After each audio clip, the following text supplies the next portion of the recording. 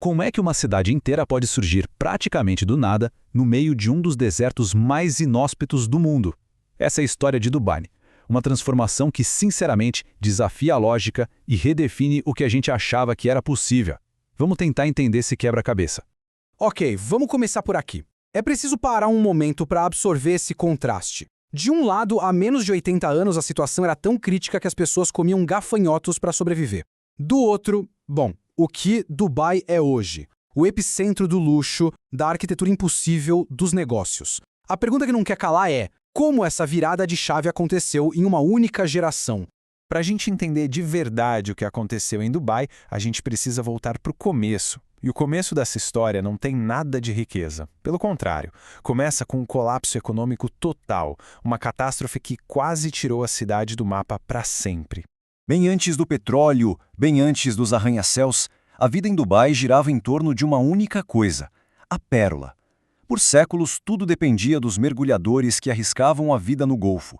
A economia era basicamente pérolas. 95% de tudo vinha daí. Dubai era, literalmente, uma cidade construída sobre pérolas. E aí veio o desastre. Duas coisas aconteceram quase ao mesmo tempo. Primeiro, lá no Japão, inventaram um jeito de cultivar pérolas, o que deixou o preço lá embaixo, e logo depois, a Grande Depressão de 1929. Ninguém mais no mundo queria comprar artigos de luxo. A base da economia de Dubai simplesmente evaporou. O resultado foram quase 20 anos de miséria profunda. Mas é exatamente aí, no fundo do poço, que a verdadeira história de Dubai começa. É quando surge um líder com uma visão de futuro, alguém que olhava para o deserto e não via só areia, via os alicerces de uma metrópole. Essa frase do Sheikh Rashid, que foi o grande arquiteto da Dubai moderna, explica tudo. É a chave. Ele entendeu uma coisa muito simples, mas que ninguém via na época: a riqueza do petróleo não ia durar para sempre. O dinheiro não era o objetivo. Era só a ferramenta para construir uma economia que pudesse se sustentar sozinha, no longo prazo. E aqui está o ponto mais importante de todos. O plano de Dubai começou antes de encontrarem petróleo. O Sheikh Rashid não ficou esperando a sorte bater na porta. Ele foi atrás de empréstimos, pegou dinheiro do Kuwait, usou doações, tudo isso para começar a construir a infraestrutura do futuro quando Dubai ainda era um lugar muito pobre. E aqui estão os 3 pilares dessa visão. Primeiro, ele mandou aprofundar o Dubai Creek, que era a alma da cidade, para navios de carga grandes poderem entrar. Depois, um aeroporto, que no começo era só uma pista de areia batida, mas já era um aeroporto. E por fim, portos modernos de verdade. A estratégia era muito clara: transformar Dubai num ponto de conexão para o comércio mundial, não num poço de petróleo. Bom, a base estava pronta. Os pilares do futuro estavam fincados na areia. Só faltava uma coisa: o catalisador. E aí, em 1966, aconteceu algo que funcionou como combustível de foguete para um plano que já estava a todo vapor. Em 66, finalmente, acharam petróleo. Mas ao contrário de outros lugares, o petróleo aqui não foi visto como a salvação. Foi visto como o capital, o financiamento que ia permitir acelerar aquele plano de diversificação numa velocidade que o mundo nunca tinha visto antes. E que aceleração! Foi algo espetacular. O dinheiro do petróleo não foi parar em cofres, foi imediatamente reinvestido em projetos gigantescos, icônicos, que não tinham nada a ver com petróleo. O hotel em formato de vela, o Burj Al Arab, a ilha em formato de palmeira, a Palm de Jumeirah, e, claro, o Burj Khalifa. Cada projeto desses era um recado para o mundo. O futuro de Dubai é turismo, negócios, inovação. Parem para pensar nesse número por um instante. 1 em cada 4 guindastes de construção do planeta inteiro estava em Dubai.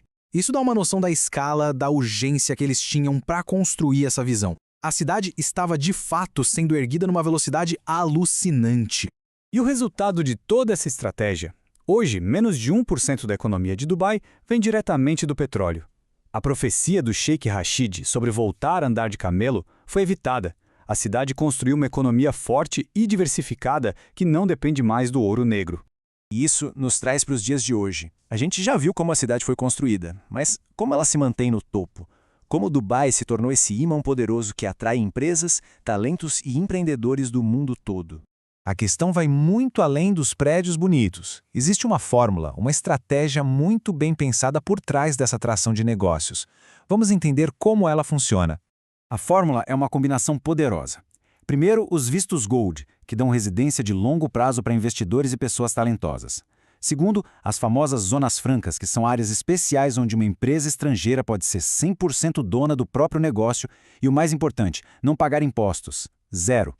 Terceiro, um sistema fiscal que é vantajoso na cidade toda. E para conectar tudo isso, aquela infraestrutura de primeira linha que já vimos. Juntando tudo, é um pacote quase irresistível para qualquer negócio global.